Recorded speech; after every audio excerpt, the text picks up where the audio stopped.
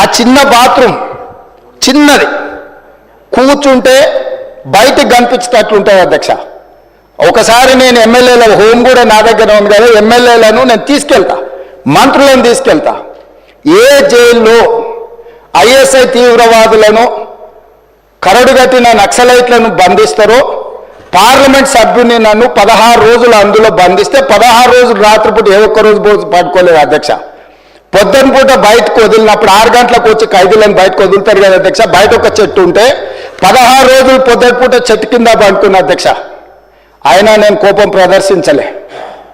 ఇవన్నీ కూడా దేవుడు అనేటోడు ఉంటాడు, చూస్తాడు, అంతకు 4 ఇంతలు అనుభవిస్తారని నేను అనుకున్నా. సరిగ్గా నేను ప్రమాణ స్వీకారం చేసే రోజే నా మీద కక్ష సాధించిన వాళ్ళని దేవుడే చూపించి దావకండ షరీక్ చేపించింది అధ్యక్ష. నేను ఎవరిని ఏం అనాల్సిన పని లేదు. మొదటిసారి నన్ను జైల్లో ఎన్ని రోజులు పెట్టినరో వాళ్ళకి తెలుసు. నా బిడ్డ లగ్గం ఉంటే కూడా లగ్గానికి ఇంటరిం బెయిల్ 2 గంటలు పోయి లగ్గం చూడడానికి కూడా అభ్యంతరం పెట్టి ఢిల్లీ నుంచి న్యాయవాదులను తీసుకొచ్చి ఇక్కడ వాదించి ఆయన బిడ్డ లగ్గపత్రిక రాసుకోవడానికి కూడా వెళ్ళడానికి వీల్లేదు అని చెప్పి కోర్టులో వాదించిన వాదనలు అక్కడ ఉన్నాయి అధ్యక్ష. కోర్టు నాకు కండిషనల్ బెయిల్ ఇచ్చింది అధ్యక్ష. చెర్లపల్లి జైలు నుంచి ఎన్కన్వెన్షన్ ఫంక్షన్ హాల్కి పోయి నా బిడ్డ లగ్గపత్రిక రాసుకొని అక్కడి నుంచి సీదా మళ్ళీ చెర్లపల్లి జైలుకి పోయిన అధ్యక్ష. రాజకీయ కక్ష సాధింపు మీద నాదా? నా బిడ్డ లగ్గానికే పోకుంటే నన్ను అడ్డుకున్నా ఎవరికైనా అధ్యక్ష, మన పిల్లల కంటే మనకేముంటుంది అధ్యక్ష ఈ భూమి మీద? నా బిడ్డ లగ్గానికి లగ్గపత్రిక రాసుకోవడానికి కూడా అడ్డుకుంటే కూడా నేను మిమ్మల్ని ఏమనలే. నేను పార్లమెంట్ సభ్యుడిగా ఉంటే, పార్టీ వర్కింగ్ ప్రెసిడెంట్గా ఉంటే ఎవరో జర్నలిస్టు డ్రోన్ ఎగరేసి వాళ్ళ విలాసవంతమైన బంగ్లాల వివరాలు తీసుకొచ్చి నాకు అందిస్తే వాటిని పత్రికలకు విడుదల చేసిన పాపానికి నన్ను అక్రమ కేసులు పెట్టి అదే చెర్లపల్లి జైల్లో డిటెన్షన్ సెల్లో పెట్టారు అధ్యక్ష. 16 రోజులు నిద్రలేని రాత్రులు గడిపిన పార్లమెంట్ సభ్యుడిగా, పార్టీ వర్కింగ్ ప్రెసిడెంట్గా అయినా నేను కక్ష చూపించలేదు అధ్యక్ష. నిజంగానే నేను కక్ష చూపించదలుచుకుంటే మీ కుటుంబంలో ఒక్కరు కూడా బయట ఉండరు అధ్యక్ష. అందరు చెర్లపల్లినే. నేను ఎలా ఎన్నికల ముందు చెప్పినట్టు మీకు డబుల్ బెడ్రూమ్ ఇల్లు మీరు పేదలకు కట్టియలే, మీ గ్యారంటీ కట్టిస్తే మీ కుటుంబానికి డబుల్ బెడ్రూమ్ ఇల్లు అని చెప్పుంటే అధ్యక్ష. ఎన్నికల హామీలు అమలు చేయలేదంటుంది కదా అధ్యక్ష. ఎన్నికలప్పుడు ఈ హామీ కూడా ఇచ్చిన. ఆ కుటుంబానికి చెర్లపల్లి జైల్లో డబుల్ బెడ్రూమ్ కట్టిస్తా, కొడుకు కోడలు అల్లుడు బిడ్డ ఉంటే వేరే వేరే ఎందుకుంటారు, అందరినీ కలిసి ఒకటే దగ్గర ఉండేటట్టు కట్టిస్తాను. కానీ ఆ హామీ కూడా నేను అమలు చేయలే. ఎందుకంటే నేను విఘ్నత ప్రదర్శించాలనుకున్నా. ఈ అధికారం ప్రజలు ఇచ్చింది ప్రజల సంక్షేమం కోసం, తెలంగాణ రాష్ట్ర అభివృద్ధి కోసం, పారదర్శకమైన పరిపాలన అందించడం కోసం నాకు అధికారం ఇచ్చిండ్రు. ప్రజలు ఇంత పెద్ద అధికారాన్ని, ఇంత పెద్ద బాధ్యతను ఈ వయసులో నాకు అప్పచెప్పింది నా కోపం కోసమో, లేకపోతే నన్ను నా పట్ల వాళ్ళు వ్యవహరించిన విధంగానే వాళ్ళ పట్ల నేను వ్యవహరించడానికి ప్రజలు నాకు అధికారం ఇవ్వలేదని విచక్షణను ఉపయోగించి ఈరోజు కూడా వాళ్ళ మీద ఇంతవరకు అక్రమ కేసులు పెట్టలేదు అధ్యక్ష. కానీ సొంత పార్టీ ఆఫీసులో కూలీ మనుషులను తెప్పించి రికార్డ్ చేయించి పచ్చి బూతులు మీరు తిట్టిస్తే కూడా చెంపలు వలగొట్టేంత శక్తి ఉన్న సంవయనంతో ఊరుకున్న అధ్యక్ష. ఎవరైనా బజార్లో ఏదైనా మాట్లాడితే మాట్లాడిన దాన్ని కూడా సెన్సర్ చేస్తాం. బూతులు మాట్లాడినప్పుడు ఒక బీప్ పెడతాం అధ్యక్ష, టెలికాస్ట్ చేయొద్దని. కూలీ పైసలు ఇచ్చి కిరాయి మనుషులను పెట్టించి మీరు పచ్చి బూతులు మాట్లాడిచ్చినా నేను ఏమాత్రం కూడా కక్ష సాధింపు చర్యలకు పాల్పడలేదు అధ్యక్ష. కాబట్టి ఈరోజు మేమేదో కక్షా చర్యలకు పాల్పడుతున్నట్టు, మేము కక్షా చర్యలకే పాల్పడితే ముఖ్యమంత్రికి ఉన్న విశేషమైన అధికారాలతో మీరు ఒక్కరైనా బయట ఉండేటోళ్ళ? ఈరోజు తెలంగాణ సమాజం అన్నిటిని గమనిస్తుంది. ఎక్కడికి వెళ్ళానని అడుగుతూ ఇంకెన్ని రోజులు బయట వదిలేస్తావని తీసి లోపలే. అసలు నువ్వు లోపలేస్తావనే కదా నీకు ముఖ్యమంత్రి పదవి చేసింది, నువ్వెందుకు ఇట్లా సమయం పాటిస్తున్నావు లోపలేయమంటే కూడా నేను ఏ రోజు కూడా అటువైపు పోయలేదు అధ్యక్ష.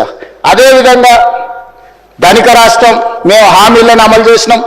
ఇక మేము సత్యహరిచంద్రుడు కూడా మమ్మల్ని చూసే నేర్చుకోవాలి, ఆయన కూడా మమ్మల్ని ఆదర్శంగా తీసుకోవాలి. ఇట్లాంటి మాటలు మాట్లాడుతూ పర్వాలేదు, వాళ్ళ గొప్పతనాలు వాళ్ళు చెప్పుకుంటే నా ఇప్పు నువ్వు గోకు, నీ ఇప్పు నేను గోకుతా అనే పాలసీలో వాళ్ళ గురించి వాళ్ళు గొప్పలు చెప్పుకుంటా అంటే నాకు అభ్యంతరం లేదు. కానీ 1-2 విషయాలు, తెలంగాణ సమాజం వ్యవసాయ కూలీలు, వ్యవసాయ రైతులు, వ్యవసాయం మీదనే ఆధారపడ్డ ప్రజలు తెలంగాణలో దాదాపుగా 70% ఉన్నారు. 2014 ఎన్నికలలో ఘనత వహించిన చంద్రశేఖరరావు గారు రైతులకు ఇచ్చిన హామీ ₹1,00,000 రుణమాఫీ చేస్తా అని అధ్యక్ష. ఎన్నికలయ్యి అధికారంలోకి వచ్చిన తర్వాత ఏకమొత్తము ఏకదాటిగా ₹1,00,000 మేము రుణమాఫీ చెయ్యము, 4 విడతలుగా చేస్తామన్నారు అధ్యక్ష. ప్రతి సంవత్సరం మేము 25,000 4 విడతల్లో చేస్తామన్నారు. వీళ్ళు మొదటి 5 సంవత్సరాలు 2014 నుంచి 2018 వరకు ఎన్నికల వరకు వీళ్ళు చేసిన రుణమాఫీ ₹16,143 కోట్ల అధ్యక్ష.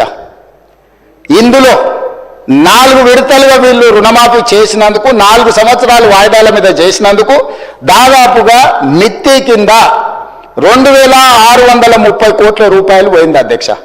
నికరంగా మిగిలింది వీళ్ళు చేసింది మొదటి 5 సంవత్సరాలలో ₹13,514 కోట్ల అధ్యక్ష. మొదటి విడత 5 సంవత్సరాలు కలిపి వారు చేసిన రుణమాఫీ. రెండవ విడత మళ్ళీ చెప్పింది అధ్యక్ష, మొదటిసారి చేయలేకపోయినాం, రెండవసారి గ్యారెంటీగా చేస్తాం, ఈసారి మమ్మల్ని నమ్మండి అన్నారు. సరే, ప్రజలు తెలంగాణ వాళ్ళు మంచోళ్ళు, మొదటిసారి పాపం కొత్తగా వచ్చిన రాష్ట్రం ఇప్పుడిప్పుడే సంసారం మొదలు పెట్టారు, రెండోసారైనా ఇచ్చిన మాట నిలబెట్టుకుంటారు కదా, మొదటిసారి చేసిన తప్పు చేయరని ప్రజలు రెండోసారి కూడా వాళ్ళని కనికరించారు, వాళ్ళకి అధికారం ఇచ్చింది అధ్యక్ష. రెండోసారి ఏం చేసింది అధ్యక్ష, మొదటిసారైనా 4 సంవత్సరాలు ప్రతి సంవత్సరం కొంత 4 సంవత్సరాలు ఇచ్చింది అధ్యక్ష. రెండవసారి 4 సంవత్సరాలు ₹1 ఇవ్వాలి అధ్యక్ష. ఆఖరి సంవత్సరంలో వాళ్ళు చేసిన రుణమాఫీ ఎంత అంటే 21,35,557 మంది రైతులు అధ్యక్ష. రైతుల నెంబర్ మళ్ళొకసారి వినండి అధ్యక్ష, 21,35,557 మంది రైతు కుటుంబాలకు 11,909 కోట్ల రుణమాఫీ చేసిండ్రు అధ్యక్ష. ఎప్పుడు? 4వ సంవత్సరంలో. ఈ 11,909 కోట్ల రుణమాఫీలో మిత్తి కింద 8,515 కోట్ల పోయింది అధ్యక్ష.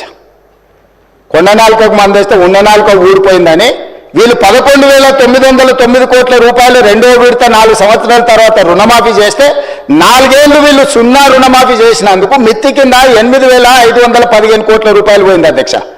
రెండు కలిపి 10 సంవత్సరాల వాళ్ళ పరిపాలనలో 2 సార్లు అధికారాన్ని ప్రజలు వాళ్ళకు అప్పచెప్తే రెండోసారి 3,394 కోట్లు, మొదటిసారి చేసిన రుణమాఫీ 2 కలిపితే 10 సంవత్సరాలలో 16,908 కోట్ల వాళ్ళు రుణమాఫీ చేసిండ్రు అధ్యక్ష. 10 సంవత్సరాలు, మొదటిసారి 1,00,000, రెండోసారి 1,00,000, మొదటిసారి విడతల వారిగా, రెండోసారి 4వ సంవత్సరంలో చేసిన రుణమాఫీ 16,908